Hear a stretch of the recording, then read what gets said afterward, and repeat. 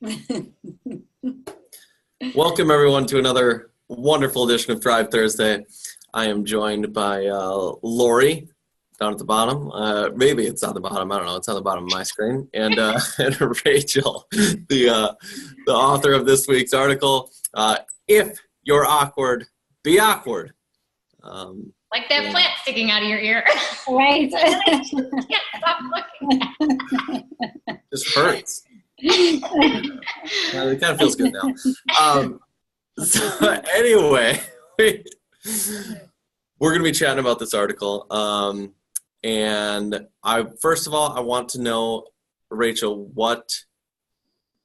how did it feel writing this article? Like what brought about this article? Yeah, so the whole impetus for this article was me really gaining the awareness after years of self-reflection that I have spent really large amounts of time, and I will say wasted time, worrying about how I have been in situations that I couldn't change, and really is who I am. So for example, I am a pretty emotional person. And so when I say that, I mean I feel a lot. And so if I'm in a moment with somebody, or if I'm expressing something that I really care about, it can sometimes bring me to tears. And I will after the fact be like, oh my gosh, what did that mean for somebody? How I feel embarrassed that I cried in front of that person. And I just spent so much time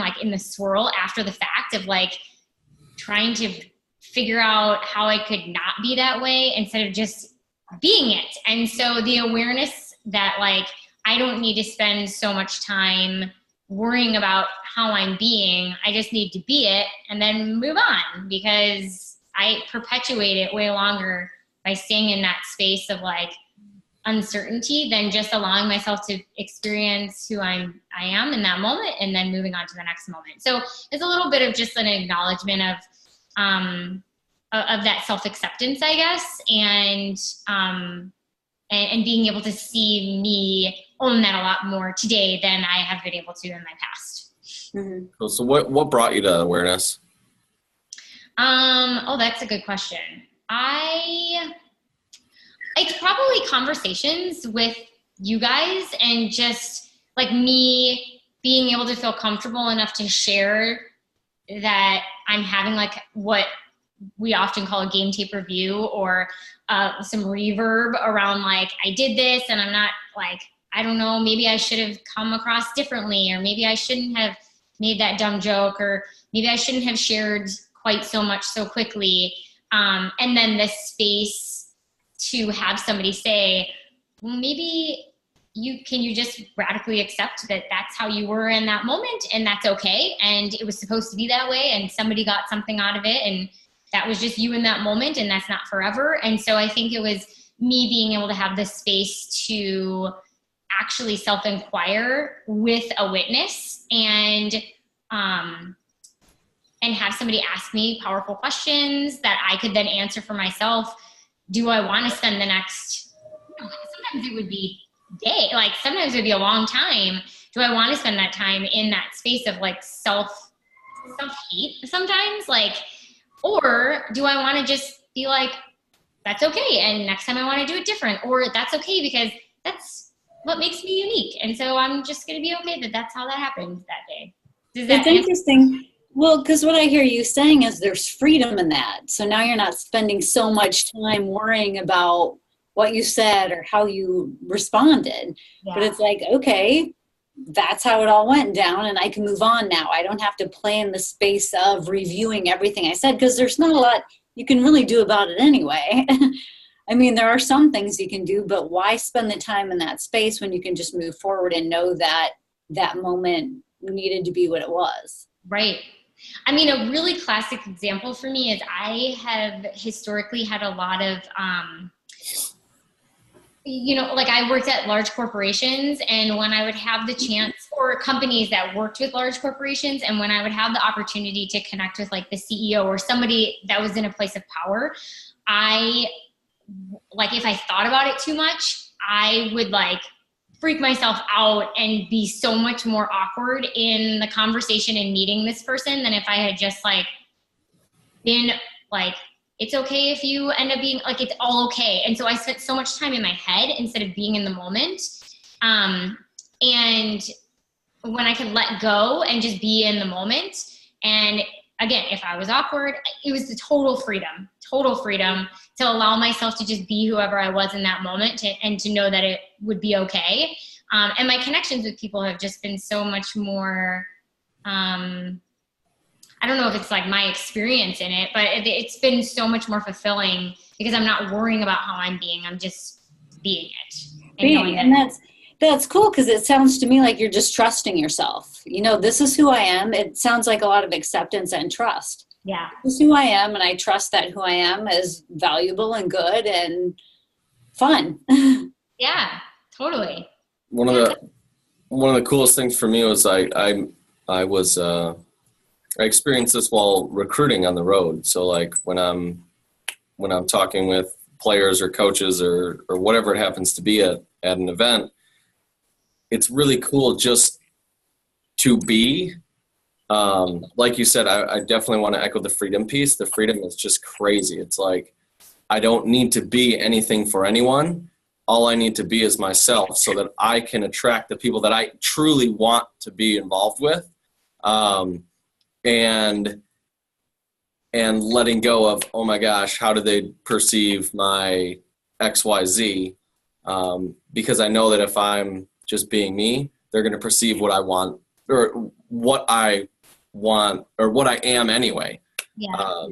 And so it's like a release from the result of, I don't know, of the recruiting process. I don't know. Yeah, it's almost like a feeling of like not trying to be 10 steps ahead of where you are, but just being right where you are. And like, just like you said, like a release of whatever is going to happen will happen. And so I'm just going to be right here.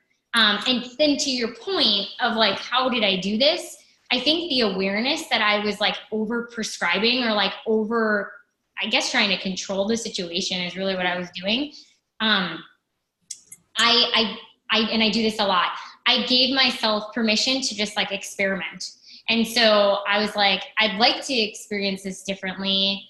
And so I'm going to try not prescribing it. And if it fails, like, okay, well, the worst thing that could possibly happen is like, I make an ass of myself in front of this person that I deem worthy of not making an ass in front of. And so that's the worst thing that can happen. And I know that when I overprescribe, that seems to happen.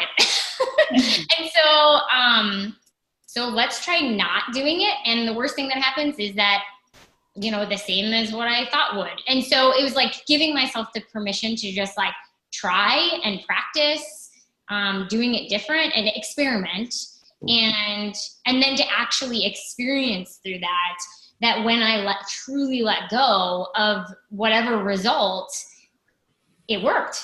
And then I just like, even if I did make an ass of myself, I could laugh about it. You know, like again, it's like the other day I had this conversation with somebody, and for whatever reason, I've talked to this person millions of times.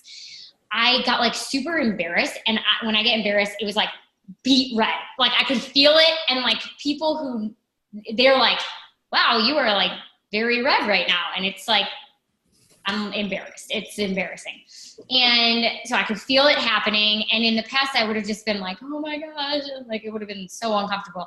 And I just was like, I just owned it. I was like, am I incredibly red right now? And they were like, yeah. I'm like, I don't know what's going on. But I'm like, I'm totally, and I just owned it. And then it was funny and we laughed about it and we moved on and it wasn't that big of a deal. So yeah, the practice of it seems that works for me. Cool. Any Lori, any final thoughts, something that stuck out to you about the article? One of the things I liked is when you put, you name it, I've been at all at one time or another. And so I like the fact that we've all been there. We've all been in those positions. We've all tripped over our tongue. And it's okay. And what I like about having that awareness is you show up that way. So I'm sure you've been around people who they show up and you can tell they just feel awkward. And it makes you uncomfortable. And it's interesting because my daughter's boyfriend, he doesn't eat at our house. He'll spend the whole day there and he doesn't eat. And I'm like, I know you're hungry. You're a guy. You got to be hungry. But he feels uncomfortable eating around us, and that makes me a little uncomfortable. Yeah, she has this other friend that comes over, and she'll just go through our refrigerator, pull stuff out of our fridge. She doesn't care who's around. If she's hungry, man, she's going to go through her cabinets and eat. And I like that because then I feel more comfortable around her.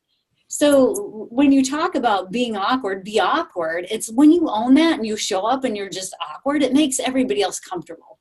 Yeah. It's like you take down that guard or that mask, and then everybody else feels more free around you, and as do you.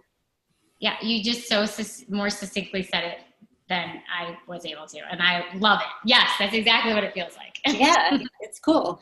And then I like that a clear understanding of what it's like to live life as a human. And I like when you bring it back to that's all it is. It's just understanding that we're all people mulling around trying to figure it out, and we may be awkward sometimes as we're going along trying to figure it out. Yeah. There's a really interesting thought that my mom said to me once, which was, we're just spiritual beings having a human experience. We're just spiritual beings having a human experience. And I used to get so afraid of like experiencing certain intense emotions or experiences. And then when I realized, oh, what if I am just this spiritual being that had the opportunity to come and live this physical life? And now me experiencing awkwardness or tension is an opportunity for my spiritual being to experience what it feels like to be a human who's uncomfortable, a human who's feeling tension. Now, all of a sudden, I'm not that thing. I am just a being experiencing what it feels like for me to be alive. Wow.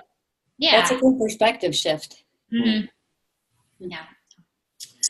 Very cool. Well, let's leave it at that. I love that perspective shift as well. Please feel free. Let's start a conversation. If you want to talk about, being awkward, post something awkward to this video. I don't know.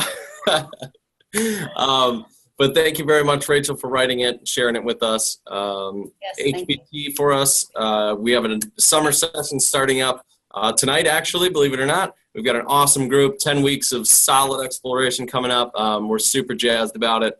And then, for the next one, going to have to wait till fall, people. Sorry. That's the way it goes. Thanks, Lori. Thanks, Rachel. Thanks, everybody, for watching, and we will see you next week. Bye. Bye.